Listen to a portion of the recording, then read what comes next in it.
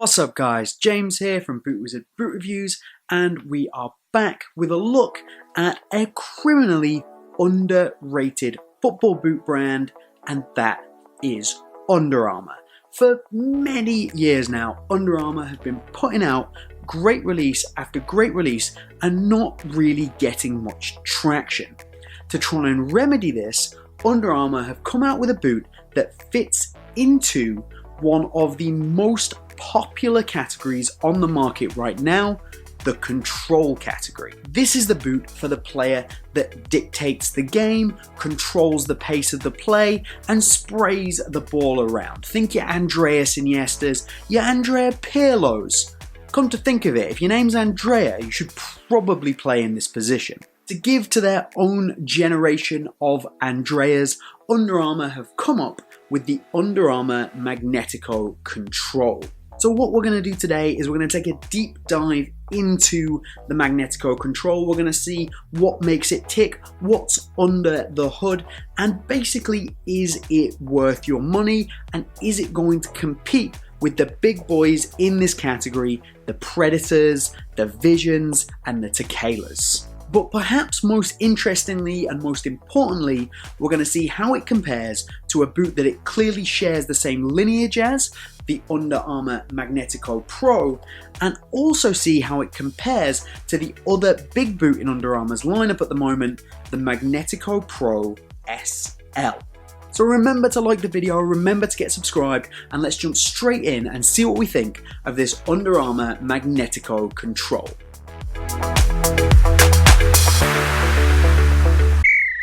So we're going to start with the upper, and this is where we are really going to need to take a look at the Magnetico Pro and the Magnetico Pro SL, as well as the control, so that we get a proper rounded look at what is going on here. So to go forwards, let's go back and check out the Magnetico Pro. Now this was a boot that was famous for having a ridiculously thin upper. This is paper thin. It was also quite famous for kind of exploding on you and not being the most durable.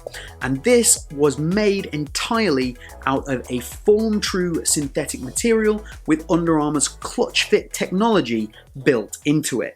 The Magnetico Control keeps that form-true synthetic upper, which covers 100% of the boot. Form-true is a very thin synthetic leather material, so if you're looking for a synthetic leather with a barefoot feel on the ball, this is definitely something you should consider. However, speaking of thin barefoot feels on the ball, this is nowhere near as thin as what you'd have got from that original Magnetico Pro. This is not paper thin, and you can see it from the way that the boot moves and responds. So while the upper feels the same, and it definitely is the same material, the liner that's been used on the inside, as well as the addition of these ribs which run around the boot to basically provide texture, has basically beefed up the upper altogether. Now, depending on your point of view, this is either a good thing or a bad thing.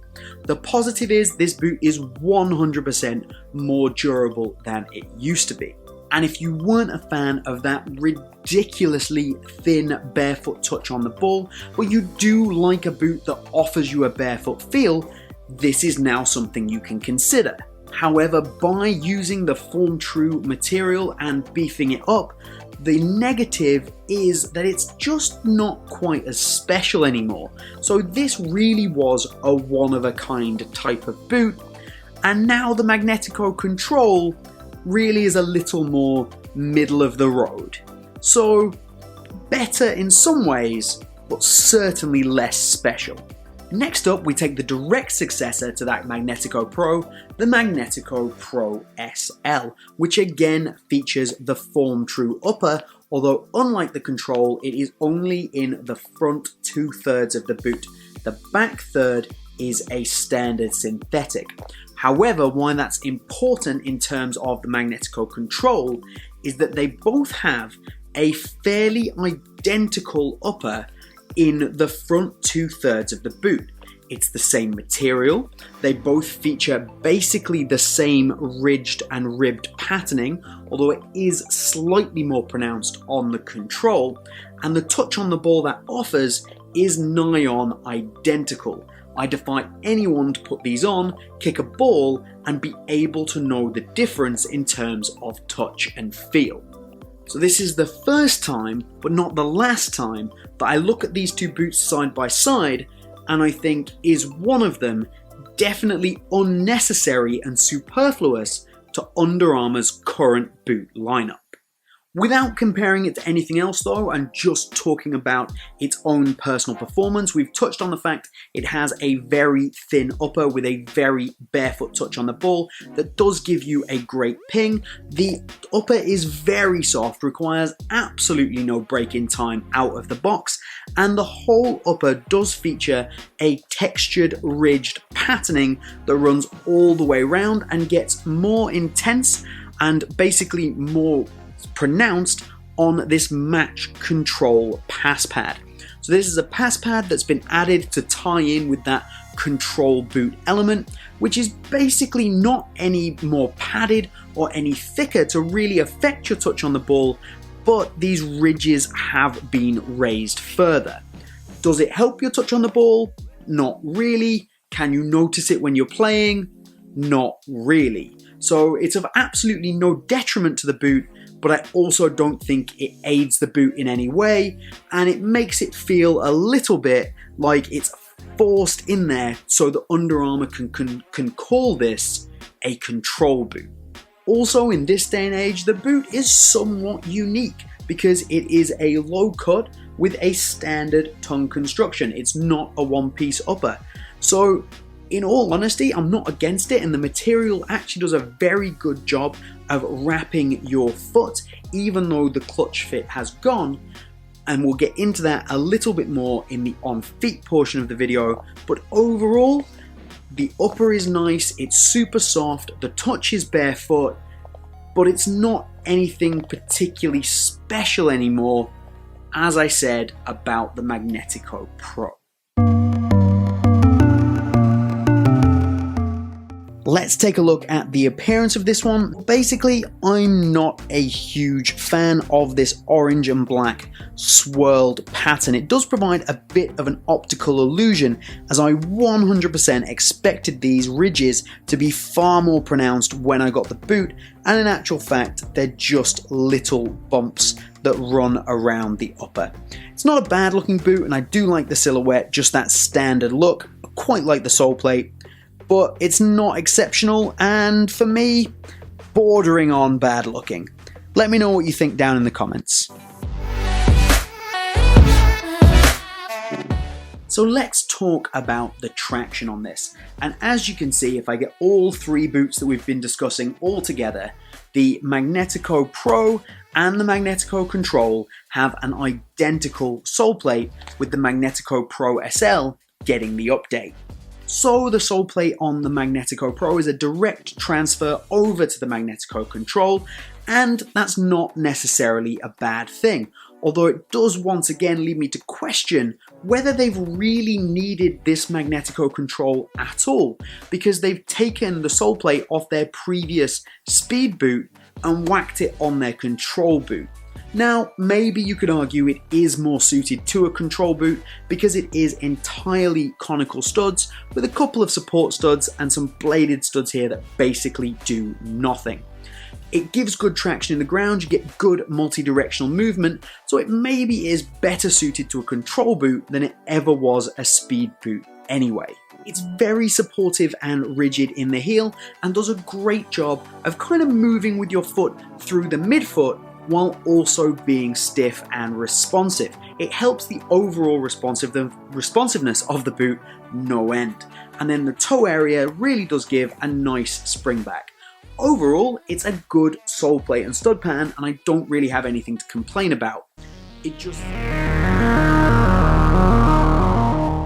Alright, let's check out the weight. Now, the Magnetico Pro was notoriously disappointing considering how thin that upper was. It came in at 211 grams in my size UK8, and I just think it should have and could have been lighter. Now, obviously, this has the same sole plate, but a beefed up upper, so is it lighter or heavier? And the answer quite simply is, it is heavier. This comes in at 227 grams in exactly the same size, which again, it's not overly heavy and it is a control boot, it's in that category, so you can't complain too much. But honestly, with how thin the upper is, I would have expected it to be lighter. Alright, value for money time. How much are these going to set you back? And the answer is 220 euros, which for a brand of Under Armour's stature in many sports is not an unreasonable price to pay. However, considering Under Armour's stature in the football or soccer world, that's a very expensive pair of boots. They're pricing themselves more expensive than Puma, in the same bracket as some of the Adidas Point 1 boots, very close to every Nike Elite boot, and also in the same ballpark as New Balance, who are far more established as a viable football boot buying brand than Under Armour are these days. Admittedly, while they do offer something a little bit different than what nearly every brand has on offer right now, asking 220 euros for you to give that a try is quite a lot. And especially considering Under Armour to me have always been a brand that's kind of gone out on their own, tried something new, maybe tried something crazy.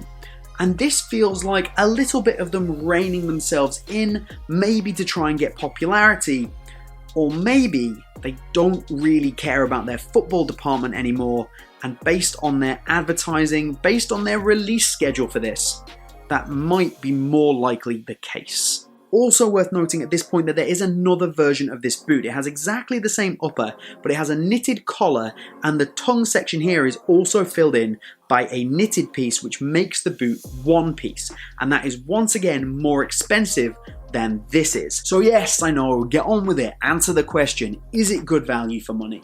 And as I always say, if it's over 200 euro, it's just not good value for money. That's too expensive for a pair of boots, so if you do really want these, you should probably try and pick them up on sale. I managed to get these at about 30% off on just a general sale on the Under Armour website. And speaking of the Under Armour website, that does seem to be the only place that you can pick these up at the moment, as they don't seem to be available from any third-party resellers. Unisport, ProDirect, Football Emotion, World Soccer Shop, Soccer.com, they are not carrying these boots, which lends me back to my other point. Maybe Under Armour don't care so much anymore and they're just not promoting these. So on feet, I don't think there's much to complain about here. There's not a great deal to shout about and write home about either. But there really is nothing remarkable here. So these have a pretty wide fit, so if you have a wide fit or a wide foot, then these are probably going to accommodate you. They do wrap your foot quite nicely and follow the form of your foot reasonably well because of that thin and flexible upper, but they don't do it as well as something like the clutch fit did. In terms of size, I've gone for my regular UK8 and they fit me just fine. Now for point of reference, I know many people who also went up half a size in the Magnetico Pro. However, I also did not go up half a size in that. I wore a UK8. So both of these boots, the Magnetico Pro and the Magnetico Control, I wear in the same size UK8 for me. In terms of comfort, they're pretty comfortable through the back third of the boot with a nice liner in there. It's very plush. And then the rest of the boot is not uncomfortable at all because of how soft that upper is. However, I do find that on AG pitches, or on harder surfaces, I do feel a bit of stud pressure around this area. So around the forefoot, I can get some stud pressure. So this isn't a boot for those AG pitches or those hard ground pitches. Keep these for FG purposes. In terms of responsiveness, considering how soft the upper is, it's actually not too bad. But again, it's not anything exceptional. It does well considering the upper, however, it's not incredibly responsive. It's not going to blow your mind, it's not best in category. There are definitely better options out there, but if you're not looking for a crazy responsive boot, this is still not bad. And then finally, lockdown. The lockdown, I think, could be a lot better. In the heel especially, I find it a little bit loose. There's definitely not enough support or lockdown in there from either the liner, the padding, or anything at all. And then not having a one-piece upper does affect the lockdown a bit. It does a reasonable job, but it's not the greatest. I definitely want, from a boot that feels like this when I strike the ball, a lot more lockdown. And again, the argument could be it's a control boot. You're maybe not looking for a ton of lockdown, but then again, it shouldn't have this upper with this super thin barefoot feel on the ball. This is a speed boot trying to be a control boot, and it's just not worked. So in conclusion for me, these are not a bad football boot, but they are slightly uninspired. They're not really that special anymore.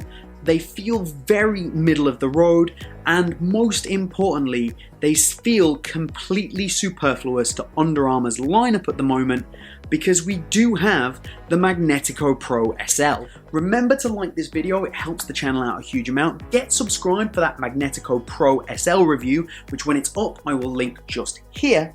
But have a good one, and we will see you soon.